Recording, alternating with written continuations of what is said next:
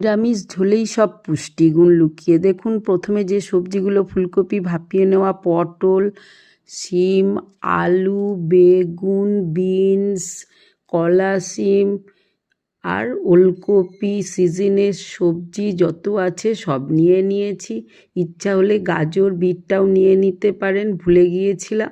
এবার কড়ায় সর্ষের তেল গরম করে জিরে ফোড়ন, একটা শুকনো লঙ্কা দিয়ে দিয়েছি। বড়িগুলো তার আগে ভেজে নিয়েছি মুচমুচে করে।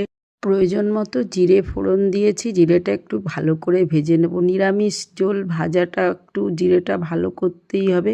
আর একটু আদাও এই সময় তেলের মধ্যে দিয়ে বেশ ভালো করে নাড়িয়ে চাড়িয়ে স্মেলটা যখন বার হবে সমানে নাড়াতে থাকুন, তবে যেন পুড়ে না যায়, একটু সাবধানে করবেন। এবার সবজিগুলো দিয়ে দিলাম। বড়িগুলো কিন্তু খানিকটা দেবেন, খানিকটা তুলে রাখবেন। কেন পরে বলছি। এবার নাড়িয়ে চাড়িয়ে সবজিগুলো ভেজে নিন।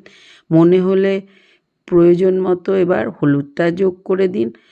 আর কাঁচা লঙ্কা একটু থেতো করে নেওয়া, ঝালটা নিজেদের মতো প্রয়োজন মতো লবণ দিন। দিয়ে একটু নাড়িয়ে চাড়িয়ে দেওয়ার আগে টমেটোগুলোও দিয়ে দিতে পারেন বন্ধুরা। বেশ এভাবে নাড়িয়ে নাড়িয়ে একটু কষে নিন।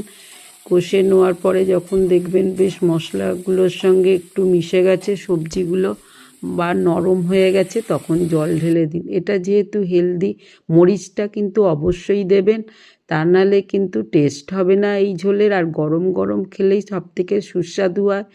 গুঁড়ো লঙ্কা ইচ্ছা হলে দিতে পারেন, আমি কালারের জন্য সামান্য দিয়েছি।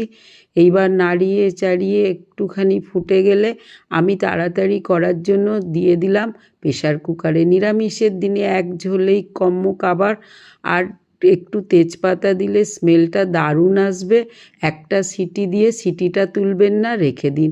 ব্যাস বন্ধুরা, আর হেলদি সবজি স্যুপ হিসেবেও এরকম খেয়ে নিতে পারেন। সেক্ষেত্রে একটু বাটার যোগ করলে দারুণ হয়ে যাবে।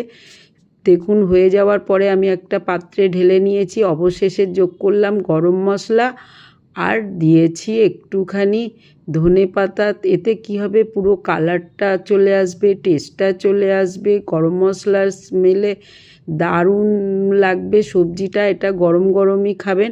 2-4টে ভাজা বড়ি রেখে দিন, এক্ষেত্রে অবশেষে সেই বড়িগুলো উপর থেকে দিয়ে দিন। ব্যাস তৈরি হয়ে গেল। শীতের দিনে এই ঝোলের টেস্ট আলাদা। এছাড়াও কিডনির পেশেন্ট, সুগারের বন্ধুরা সবাই খেতে পারেন। 8 থেকে 80 সবার জন্য ঝোলটি হেলদি হিসাবে হাজির। তবে যাদের লেবু খাওয়ার সমস্যা নেই তারা গরম ঝোলের সঙ্গে একটু লেবু যোগ করে খান বা বাটার দিন, অসাধারণ হবে। বানিয়ে ফেলুন। আজ আসি।